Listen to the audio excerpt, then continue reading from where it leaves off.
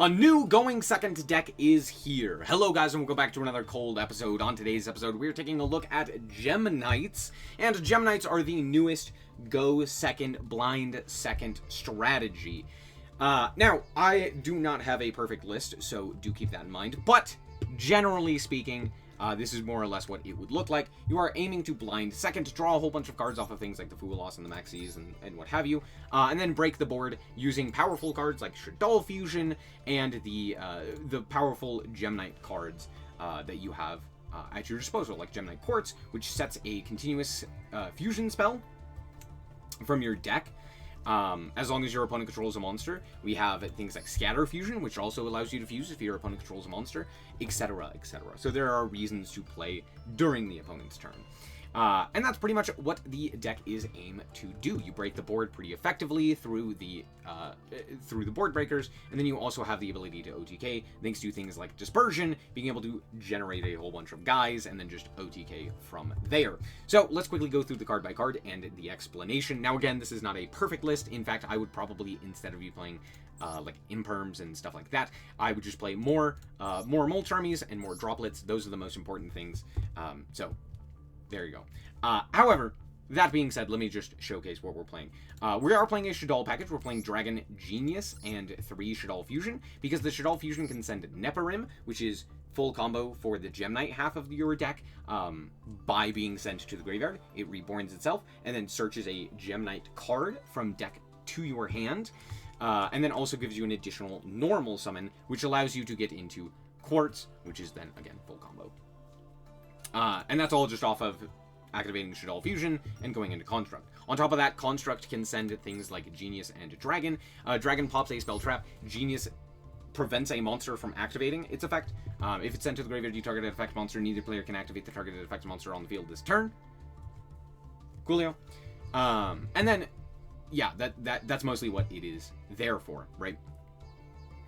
On top of that, we are also playing, of course, a few Gem Knights. We are playing 2 Gem Armadillo, because on normal summon it adds a Gem Knight monster from your deck to your hand. However, it is not a Gem Knight card itself, therefore, we're only playing 2 of it, because it only kind of helps. However, we are playing 3 Quartz, which, as previously mentioned, sets that continuous spell. We're also playing 3 Neparim, which is on normal, and you've already seen what it does. We're also playing 2 Hollow Core. It's not the greatest to draw, because it specifically only works if you have Gem Knight Fusion in your deck, but what it does is it just special summons itself by pitching the Gem Knight Fusion to the deck, or to the grave, and then on top of that, it is a banish by banishing itself and 2 other Gem Knight cards in order to negate a monster effect, which is pretty solid, and it also boosts all Gem Knight monsters you currently control, which is, again, pretty solid.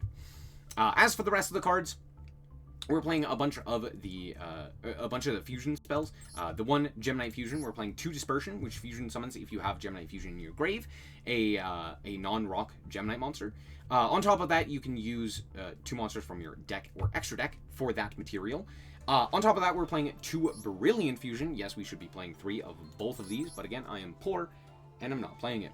But also, on top of that, I don't necessarily think you need to play 3 copies of either of these. You probably want 3 Dispersion, because it also searches a card, which is, again, pretty solid. But 3 Brilliant Fusion, I'm not entirely sure you want to necessarily play, just due to the fact that you also have Quartz as additional access to your Gem Knight Fusion or your Brilliant Fusion. So it's not exactly a staple 3 of. You probably should be playing it at 3, but I don't think it's absolutely necessary. But what it does is it fusion summons a Gem Knight Fusion monster from your extra deck, making it 0, and then yeah, you just fusion summon by sending the material from the deck. So pretty solid. And then the rest are just board breakers and the Molch armies. So we're also playing Nibiru, because no one respected Nibiru. So we're playing 2 of that. We're playing 2 Maxi, 3 Fuelos, and a Perulia. We're playing a Regeki, a Harpy's Feather Duster, a Heavy Storm, a Lightning Storm, a Talents, 3 Thrust, 2 Droplet, and 2 Imperm. And yes, I am playing 41, because the amount of times that I drew things like the Gem Knight Fusion or the Shaddoll bricks were like every turn, every game. So it was very frustrating, and I decided to play an additional card just to make me feel a little bit better about not drawing them. As for the extra deck, it's pretty interesting. We're playing a whole bunch of Gem Knight Fusion monsters, most notably Seraphinite to give us an extra normal. The Diamond Dispersion, which tributes itself in order to special summon 3 from deck or grave, from extra deck or grave of your Gem Knight monsters, non-rock ones, ignoring the summoning condition, which is pretty solid. On top of that, we're playing Lady Brilliant Diamond, which just requires 3 Gem Knight monsters. And then on top of that, it can send a face-up Gem Knight to the field, or to the grave, in order to special summon a Gem Knight fusion monster from the extra deck. We're also playing Master Diamond, which copies an effect from a level 7 or lower, which is also pretty nice. And it is another 3 Gem Knight monster card, which is pretty good as well, because you can send these 3, which all do various different things. So all 3 of these are pretty useful. We're also playing a Lady Rose Diamond, which is pretty solid, but it's not like the greatest. Mostly it's used for the Gem Knight monster and the Fairy monster, which means you can get like Neparim off of the field and what have you, which is pretty nice. And it is also kind of something you can stick on your end board to make your end board a little bit stickier, because on your opponent's turn, you just protect your Gem Knight monsters once from being destroyed by card effect. So there's that. As for the rest of the cards, we're playing Baguska, Dugaris, the 2 Phantom Quartz, which is a crazy card. On Link Summon, it adds a Gem Knight card, and on or by paying 1,000, you fusion summon by shuffling back the materials from grave or banishment, but it can't attack directly, which is fine. And then we're also playing SP. And that's it for the deck. Let's hop into the replays and show you how this deck performed. Alrighty, here we are going second, and yeah, that's what we're aiming to do, so all of these will basically be us going second. We drew a... okay, technically it does full combo, so there's that. We also drew Heavy Storm. But we're playing against Branded, so let's see what we can accomplish here. They're going to go and normal summon the Quem. They're going to send to the graveyard a thing. Then they're going to go for the fusion deployment, and I'm going to activate Fool Loss. Hey, resolve. Hip Hip Hooray. Out comes Cartesia. We're going to draw Genius, because of course we do. And my opponent is going to search during the end phase and pass the turn. Sure. Okay, we're going to draw Harpy's Feather Duster, because of course. We're going to start off here with the Heavy Storm, and they're going to go for the Ecclesia into Albion. And like, sure. Away goes their Super Poly. Absolutely fantastic. Also, they're playing into our Triple Tactics Thrust, which is, again, absolutely fantastic for us. Anywho's more, what's it? Out comes Mirror Jade, and I'm like, that's A-okay, because now I know you have nothing, so we're going to go for the Triple Tactics Talents. We're going to yoink. They elect to not banish, but I guess that doesn't really make sense for them to do. Anyway, beside the point, we're then going to activate the Brilliant Fusion, sending 1, 2, and 3, all of which are going to do various different things. Quartz is going to add back the Hollow Core, and Neparim is going to pitch the Genius and special summon itself. And then we're just going to chain block here. But yeah, Neparim is going to grab the Gem Knight Fusion. I don't know why I add Gem Knight Fusion. I genuinely do not know why I add Gem Knight Fusion here. I think I was like skipping a step in my brain because I was thinking of Hollow Core's effect to send the Gem Knight Fusion, and I wasn't really paying too much attention. However, it's fine because we just go Diamond Dispersion and then immediately into our effect of the Diamond Dispersion and just summon out 3 guys. Now I summon Quartz here, thinking that I can do something with it. I don't know what I'm thinking here. I genuinely am just like misplaying this very hard. But it's fine, because this deck is forgiving. We're going to pop 1, and then we're going to go for the Fusion Summon here, and we're going to summon into our Master Diamond.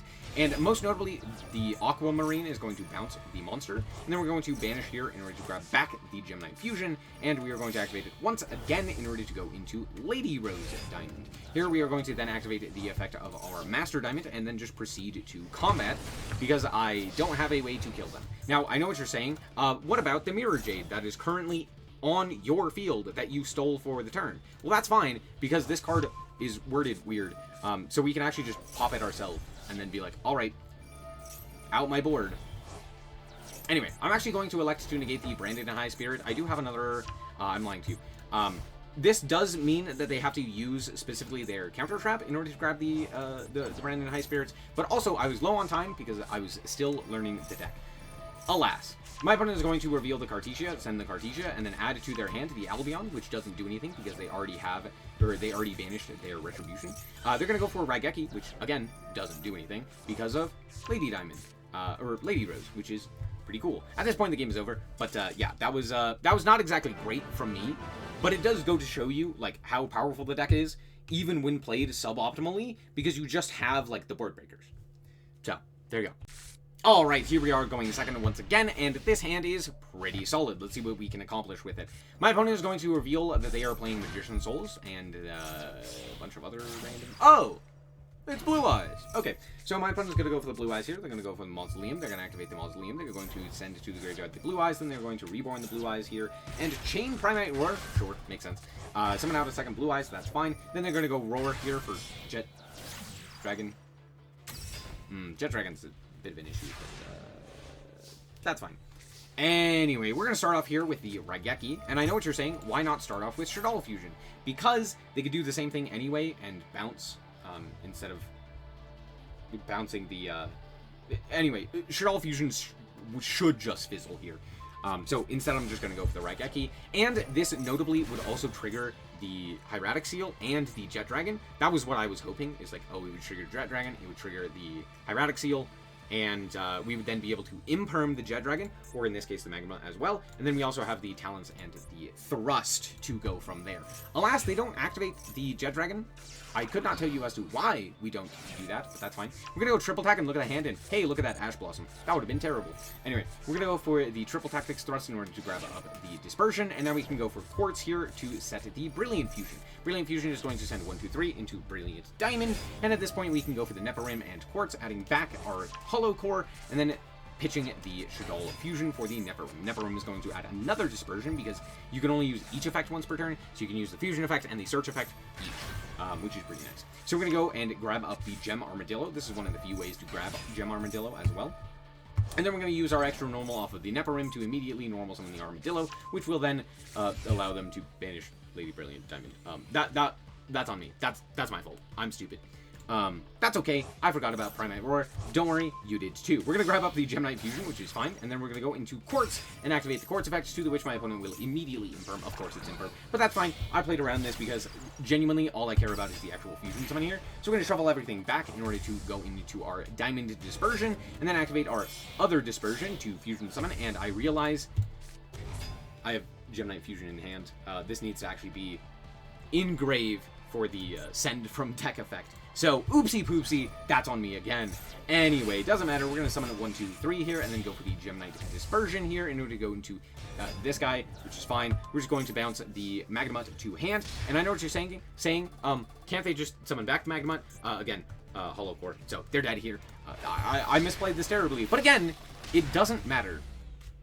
Hooray. Alrighty, here we are once again going second, and again, our hand is pretty good. Anyway, my opponent is playing Horus. Oh no, they pitched Heavy Storm. That's fine. And they're going to grab up the King Sark here. Going to activate the King Sark, and then special summon the guy. King Sark, pitch. King Sark, pitch. Summon out 2 additional guys. And yeah, at this point they go into Giant Trainer, which is a choice, I guess.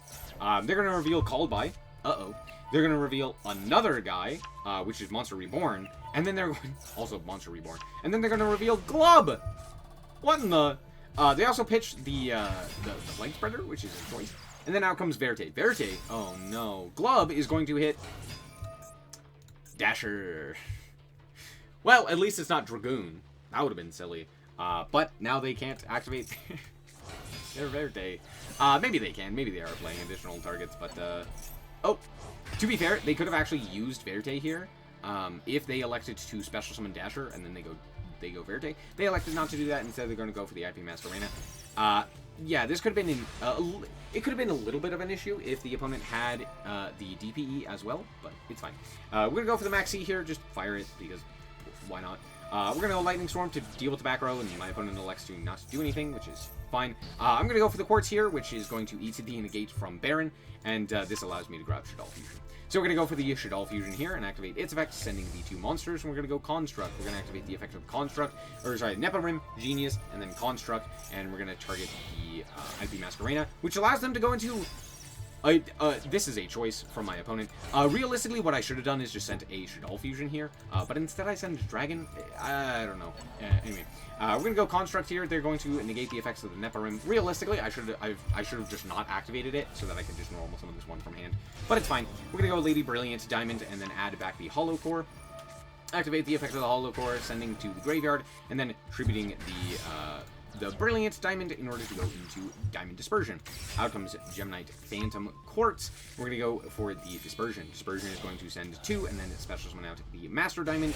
And from here, we can activate our Gemnite Fusion and add it back to hand. Now we're going to go for the quartz, and we're going to shuffle back 2 in order to go into the Lady Rose Diamond. And then we're going to activate our effect here, which is actually going to be negated by Underworld Goddess, which I'm going to negate, and then realize, oh, right, it's unaffected.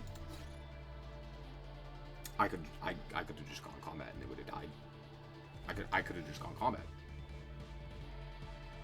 and it would have died. But I'm stupid. It's fine. We're gonna go combat and walk up the field. I mean, they don't have anything, and they have to top deck. And also, I lied to you. They wouldn't have died because I forget everything can't attack directly.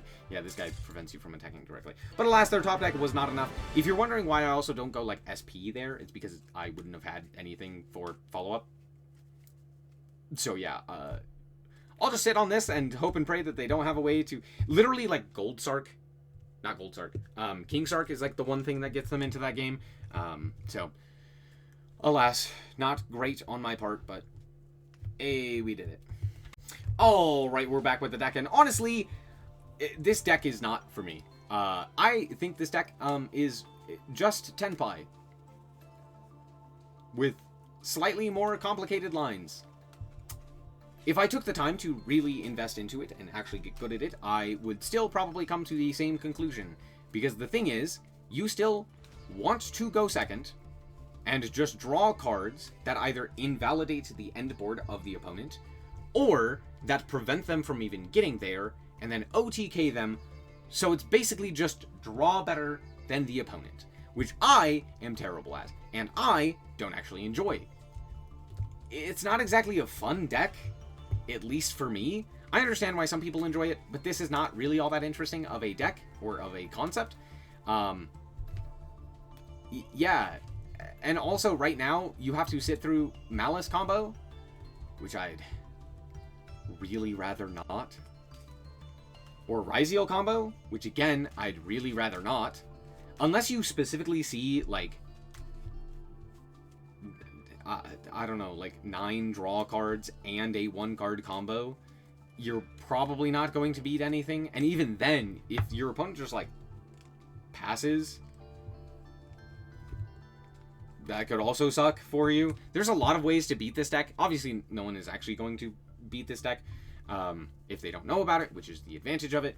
But it also just feels like it's not how well you play, it's just luck. It's just luck. And whether or not that is the case, that's what it feels like. And that's why I don't like it. So, yeah, I'm probably not going to play this game. Not worth the investment. I think this deck is boring as hell. But alas, there you guys go. Thank you guys so much for watching. I hope you guys did indeed enjoy. If you did, a like is very much appreciated. And remember to always stay frosty. Bye-bye.